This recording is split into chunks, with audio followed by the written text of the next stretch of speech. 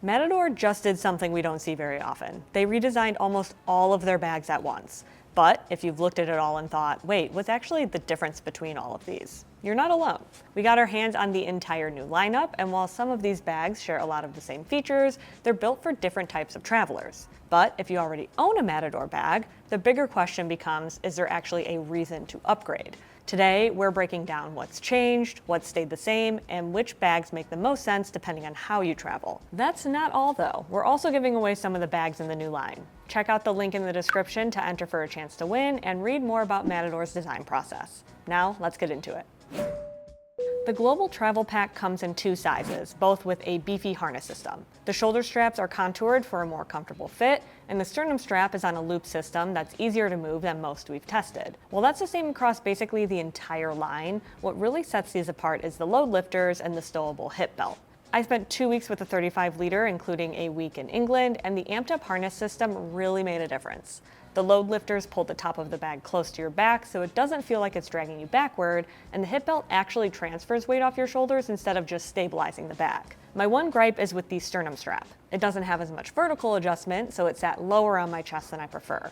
But the load lifters and hip belt did a lot of the lifting anyway, pun intended, so I didn't really mind it much. Those with larger frames likely won't run into the same issue. Inside, both sizes share the same layout. A big open bucket for clothes, a mesh divided section with 3 zippered compartments for smaller stuff, a laptop sleeve with a false bottom that fits up to a 16-inch device, and a front admin panel with a tablet sleeve and a bunch of little pockets. There's also a hidden pocket behind the back panel, which Matador calls the smuggler's pocket. Unlike a lot of back panel pockets that are still visible on the side, this one is actually hidden for passport safekeeping. My only real complaint with the organization is the admin panel. It loses a good chunk of its usable space once the main compartment is packed to capacity, but that's a trade-off I'm willing to make for extra storage in the area I use most. If you're a big fan of admin panels, you'll want to keep that in mind. So, which size is right for you? The 45-liter is for people who tend to overpack or just want the extra room for larger clothing and gear. In our opinion, the 35-liter is the sweet spot if you're more of a minimalist packer but still prefer to have a little extra room on trips where you want to pack more. Also, the 35-liter is still about an inch too deep for some carry-on guidelines, so it's best on more lax airlines like Delta, or if you underpack it a bit so it'll squish down if you're asked to check it at the gate. So, if you're a minimalist packer or you like pairing a backpack with rolling luggage, there are 2 other bags for you. The 30-liter carry-on pack is actually a true carry-on, for most airlines anyway. Strict airlines like Ryanair won't like the depth. And since it's basically the 35-liter Global Travel Pack's smaller sibling, you don't have to sacrifice the style to go smaller. It has the same material, same Duraglide and YKK zippers, same clean silhouette, just hold the front bungee system, which really just gives it a more streamlined look. It's still got the RFID blocking smuggler's pocket, a dedicated tracker pocket, and nearly the same organization minus the tablet sleeve and a couple of pockets in the laptop compartment. The big difference is the harness system. There are no load lifters, and the hip belt is more for stabilization than to take weight off your shoulders. For a bag this size, I don't really think you need a heavy-duty hip belt, but I did find myself wishing for load lifters once the bag was full. The bag feels sort of top-heavy without them, especially compared to the 35-liter that has them. On my smaller frame though, this is definitely a more approachable size. Just don't expect to bring your bulky sneakers or an extra jacket along. The quick access pocket up top fits a standard TSA liquids bag, but not much more, and the whole pack rewards a pretty disciplined packing style. On the other hand, if you want that same feature set and something built to slide under the seat in front of you, there's the 18-liter personal item travel pack. It's essentially the travel pack lineup shrunk down to a personal item size. It's just as comfortable as its larger siblings, but it's a perfect size for pairing with a roller bag. It's also ideal for daily carry if you want it to double as your EDC bag while you're at your destination. Now, if you want quick access to your gear without digging through one giant compartment, there's the 45-liter SEG Hybrid Travel Pack. This one's a little polarizing for us here at Pack Hacker, but first let's talk about what makes the bag unique. It's one of Matador's iconic packs, and for good reason. There aren't really other bags like it on the market. Instead of one big clamshell, the front panel is broken into multiple zippered segments that you can access from the outside of the bag, almost like built-in packing cubes. Need a t-shirt? Unzip one section. Looking for your shoes? They've got their own compartment. Toiletries need to come out of airport security? Find them quickly and keep the line moving. This bag is super satisfying when it's packed well, and despite being 45 liters, it's incredibly light even compared to the next bag we'll talk about, which is 21 liters smaller. Unfortunately, that's where this bag starts to lose us. The lighter material means the bag is overall floppier if it isn't packed to capacity, which is easy to do when you have 45 liters of space to work with. On top of that, when the segment isn't completely packed full, the extra fabric bunches up and it's kind of annoying to fish around in to find your gear inside. And because the organization is on the lid, the bag is very top heavy when you go to close it, and it doesn't always land in the right spot when you flip it shut. Plus, the thin material means the bucket sides don't stay upright, which is why we recommend packing that first and then loading the front panel segments. Overall, this bag has a pretty solid learning curve to its packing technique, so if you're a toss it in and go type of person,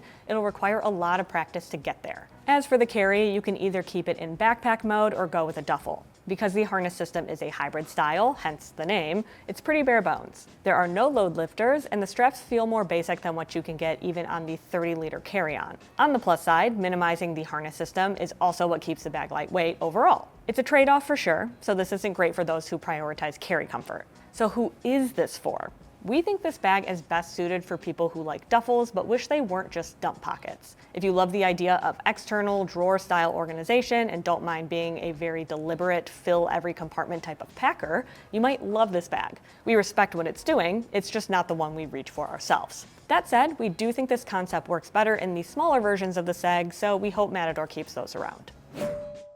Let's move into the bags built for hybrid, do a little bit of everything travel. The 24-liter Adventure Pack is basically the love child of the Global Travel Pack, the carry-on, and the personal item, but it's got some features that make it great for trails. There's a bungee system on the front for stashing a wet jacket, loops for hiking poles, and compression straps to cinch the profile down for a more balanced carry. The harness is beefier than you'd expect for 24 liters, too. It has a mesh-lined padding with a vertical air channel, and our writer Christine, who tested this bag, said she actually felt moving air on an 87-degree July walk. Like the travel packs, it's got the same smuggler's pocket, this time tucked under the luggage pass-through, plus a hydration-compatible laptop sleeve if you want to bring a bladder instead of a laptop. There are two ways to get into the main compartment, too. Through the top zipper for quick access to gear on top, or via the full clamshell opening for easier loading and unloading. While we find it super comfortable to carry overall, it does feel a little large for 24 liters on smaller frames. But if you want one bag that can handle a hike and a commute and everything in between,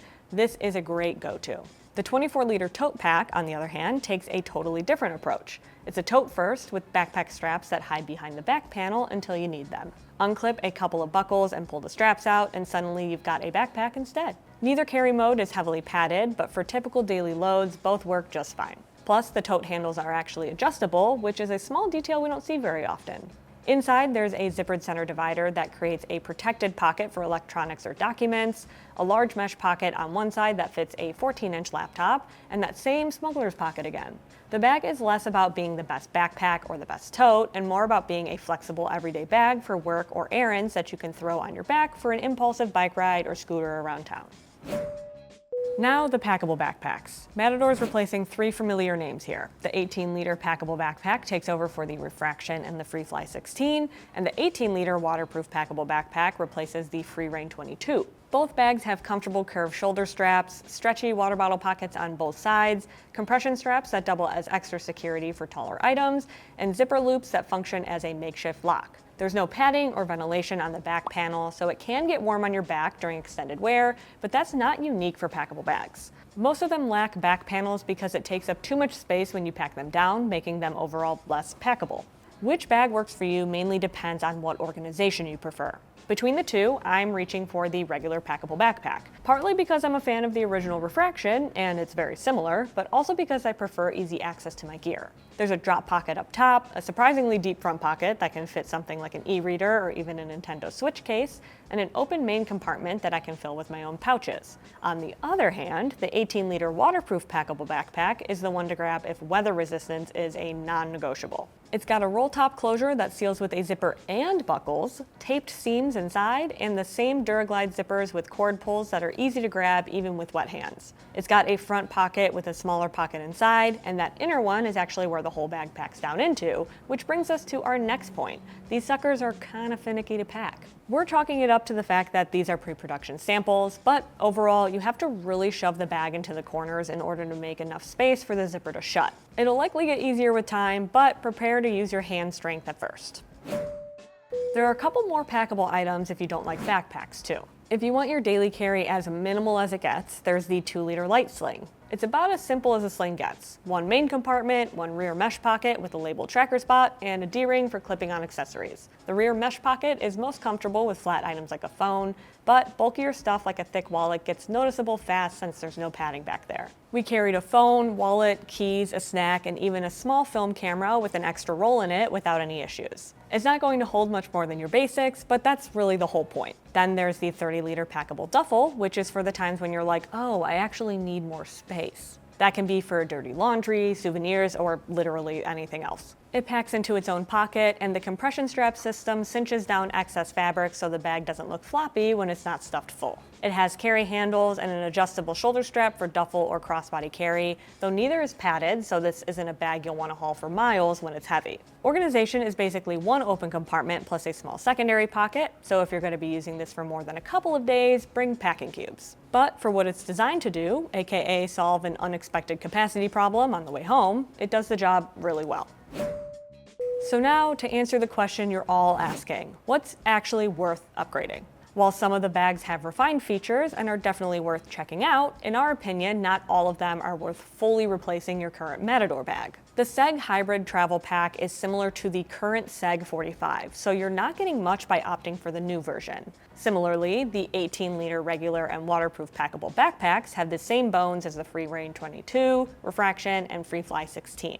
For those bags, it mostly comes down to whether or not you want to change up your current bag's capacity or prefer the slightly altered organization. The same goes for the 30-liter packable duffel. It's slightly bigger than the Refraction, but the same size as the Free Fly. As for slings, we're kind of torn on whether packable slings are even worth it since they're so small anyway, but the light sling is different enough from the Refraction sling and the Free Range hip pack that it's really only worth upgrading if you prefer the new style. For the most part, you're better off waiting until your current bag breaks before getting one of these. I mean, in general, we're all for running your bag into the ground before buying anything new anyway, but that's neither here nor there. In terms of what's worth upgrading if you are looking to do so, we love the Global Travel Pack and Carry-On. While they're technically replacing the Globe Rider 35 and 45, we think the organization on the new bags is so much more intuitive and versatile. Plus, they're overall more comfortable to carry. So what about the 24-liter Adventure Pack? Matador recommends this as a replacement for their Beast 18 and 28, which makes sense considering the use case. The downside is that the Adventure Pack is significantly beefier, almost twice as heavy as the Beast 28,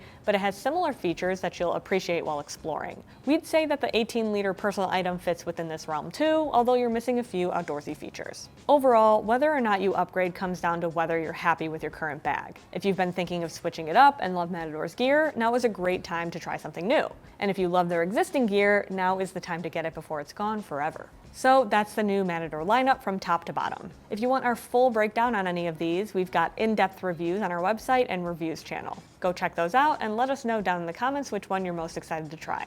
Thanks for keeping it here at Pack Hacker, your guide to smarter travel, and we'll see you in the next one.